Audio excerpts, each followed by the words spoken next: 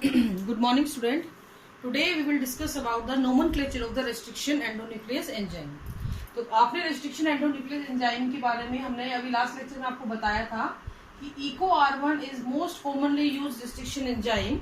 तो ये एक restriction enzyme है जिसको हम लोग obtain करते हैं. It is a restriction enzyme which we obtain from E. coli. That is a bacteria. ये कॉलन में बैक्टीरिया होता है, ठीक है. ये एक बैक्टीरियम है, ये बैक्टीरिया है, या इसकी फुल फॉर्म होती है ES कोलाई, इशर्चिया कोलाई. ये जो इशर्चिया कोलाई है, इस इशर्चिया कोलाई बैक्टीरिया से इस रेस्ट्रिक्शन एंजाइम को हमने प्राप्त किया है, इसको ऑब्टेन हमने किया है. नाउ द क्वेश्चन इज, ये इतना कॉम्प्लिकेटेड नाम रखा गया तो इसका पीछे कुछ बेस होगा या इसका कुछ तरीका होगा, तो वो किस तरीके से रखा जाता है उसकी हम बात करेंगे. तो फर्स्ट ऑफ ऑल आपको ये पता होना चाहिए कि जो भी रेस्ट्रिक्शन एंजाइम हम लोग यूज करते हैं वो ज्यादातर हम किससे लेते हैं बेटा, बैक्टीरिया से लेते हैं. तो नाम भी जो होता है वो बैक्टीरिया के ही इर्द गिर्द घूमता रहता है, यानी कि नाम भी जो रखा गया है वो बैक्टीरिया के ही आसपास घूमेगा. तो पहला जो नाम होगा, जैसे फर्स्ट ये वाला जो वर्ड है, ई जो वर्ड है, फर्स्ट वर्ड, जैसे यहाँ पे इसी को बता रही हूँ, ई जो वर्ड है, it is the name of the genus of bacteria. ठीक है, जिस बैक्टीरिया से आपने इसको आइसोलेट किया है उस बैक्टीरिया का जीनस का नाम लिखा जाता है कैपिटल में. अगले दो वर्ड ये सी और ओ, ये कैपिटल लेटर में लिखे जाएंगे, स्मॉल लेटर में लिखे जाते हैं. ठीक है, ये ध्यान रखना है आपने, ई कैपिटल लेटर में, को स्मॉल लेटर में. सी और ओ जो होता है ये यहां से आया है, यानी कि स्पीशीज ऑफ बैक्टीरियम, तो स्पीशीज ऑफ बैक्टीरिया. ठीक है, उसके बाद जो तीसरा वर्ड, फोर्थ लेटर आपको नजर आ रहा है, ये कैपिटल में जो आर नजर आ रहा है, ये स्ट्रेन होती है बैक्टीरिया की. कौन सी स्ट्रेन आपने यूज की है, ठीक है, उसके लिए हम इसको यूज करते हैं.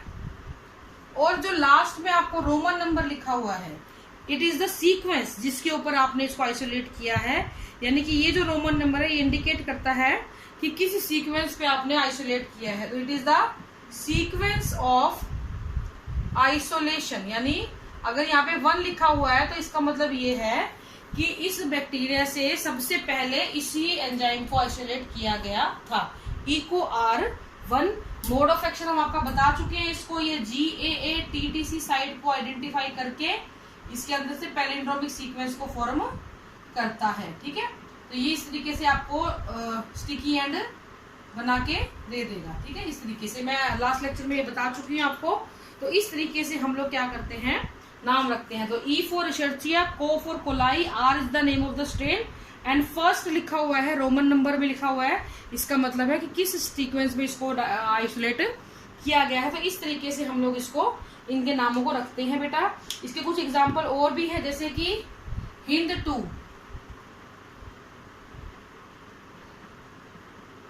ठीक है, हिंद 2. तो H फॉर हीमोफिलस, ये भी बैक्टीरिया का नाम है. IN फॉर इन्फ्लुएंजा,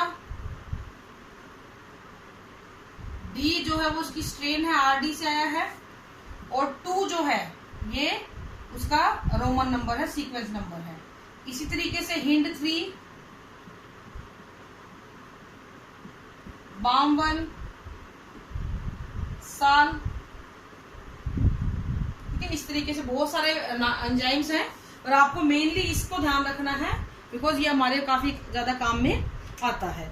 नाउ एक क्वेश्चन यहाँ पे बनता है बेटा कि रेस्ट्रिक्शन एंजाइम अगर डीएनए के छोटे छोटे टुकड़े कर देता है, क्योंकि हम यही बोल रहे हैं काटने का काम करता है, टुकड़े करने का काम करता है, तो मेरा सवाल ये है कि जिस बैक्टीरिया के अंदर ये प्रेजेंट था उस बैक्टीरिया को इसने कोई नुकसान क्यों नहीं पहुंचाया. ये सवाल आपके दिमाग में भी आ रहा है कि जिस बैक्टीरिया के अंदर ये प्रेजेंट है उस बैक्टीरिया को कोई भी नुकसान क्यों नहीं पहुंचाया है. इसके लिए यहाँ पे एक रिस्ट्रिक्शन मॉडिफिकेशन सिस्टम काम करता है. बैक्टीरिया के अंदर ये एंजाइम एक डिफेंस रिस्ट्रिक्शन मॉडिफिकेशन सिस्टम, ठीक है, इस सिस्टम के बेस पे बैक्टीरिया के अंदर ये काम करता है. बैक्टीरिया के अंदर भगवान ने इसको डिफेंस के लिए दिया है, यानी कि रेस्ट्रिक्शन एंजाइम जिस भी बैक्टीरिया के अंदर प्रेजेंट है वहां पे ये एक डिफेंस मैकेनिज्म का काम करता है और वो डिफेंस मैकेनिज्म क्या करती है बेटा, वो बैक्टीरिया को और किसी पैथोजन के अटैक से बचाती है, यानी कि फॉरेन पैथोजन के अटैक से बचाती है। और वो कैसे बचाएगी बेटा, जैसे ही कोई फॉरेन डीएनए बैक्टीरिया के अंदर आता है, रेस्ट्रिक्शन एंजाइम उसको जाके काट देता है। तो ये हो गया रेस्ट्रिक्शन उसका प्रोसेस। और दूसरा स्टेप होता है मॉडिफिकेशन का। ये खाली अब क्वेश्चन ये आता है कि अगर उसके डीएनए को काट दिया, इसके भी डीएनए को काट देती, तो इसने क्या करा, बैक्टीरिया का जो डीएनए होता है, बैक्टीरियल डीएनए के इन्हीं बेस सीक्वेंस के ऊपर क्या कर देता है, मिथाइल ग्रुप को ऐड कर देता है, यानी उसका मिथाइलेशन कर देता है। तो इस तरीके से क्या होगा, मिथाइलेशन हो जाएगा, मॉडिफाइड हो जाएगा आपका जो मिथाइल ग्रुप है, वो एक या दो बेसिस के साथ जाके जुड़ जाता है, जिसकी वजह से रेस्ट्रिक्शन एंजाइम जो होगा इसके ऊपर कोई भी एक्शन नहीं कर पाएगा। तो इस वजह से बैक्टीरियल डीएनए बच जाता है और फॉरेन डीएनए को अटैक करके मार दिया जाता है। तो दिस इज ऑल अबाउट कि कैसे बैक्टीरिया ने अपने आप को बचा रखा है और फॉरेन कोई भी डीएनए आता है तो उसको खत्म कर दिया जाता है। अगर कोई आपसे पूछ ले भैया बैक्टीरिया के अंदर प्रेजेंट है उसको क्यों नहीं खत्म किया, उसका डीएनए क्यों नहीं मारा, क्योंकि वहां पे उसके मिथाइलेशन हो रखा था या मिथाइलेटेड ग्रुप उस बेसिस के ऊपर अटैच थे, जिसकी वजह से रेस्ट्रिक्शन एंजाइम का एक्शन यहाँ पे पूरी तरीके से हो नहीं पाता है। ठीक है बेटा। और नेक्स्ट जो है, आप एक चीज ध्यान रखना, कई बार पूछ लेते हैं कि सबसे पहले कौन सा एंजाइम जो है आइसोलेट किया गया था, तो वो था हिंद 2। नाम मैं बता चुकी, हीमोफिलस इन्फ्लुएंजा ये स्ट्रेन का नाम, ये सीक्वेंस का नंबर।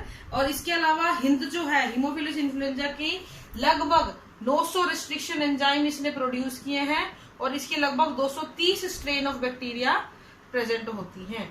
तो इस तरीके से बहुत सारे एंजाइम हमें मिलते हैं। हिंद 2 जो होता है, it does not produce the sticky and, ये स्टिकी एंड को प्रोड्यूस नहीं करता है, it produce the blunt and. Blunt and में बता चुकी हूँ आपको, ठीक है। तो हिंद 2 का मोड ऑफ एक्शन कैसा होता है, ब्लंट एंड प्रोड्यूस करेगा, स्टिकी एंड प्रोड्यूस नहीं करता है। ठीक है बेटा। तो ये आपका रेस्ट्रिक्शन एंजाइम और उसका नोमेनक्लेचर और क्यों बैक्टीरिया कोई नुकसान नहीं पहुंचाता है उसके बारे में हमने आपको बता दिया। ठीक है। This is all for today. Thank you and have a nice day.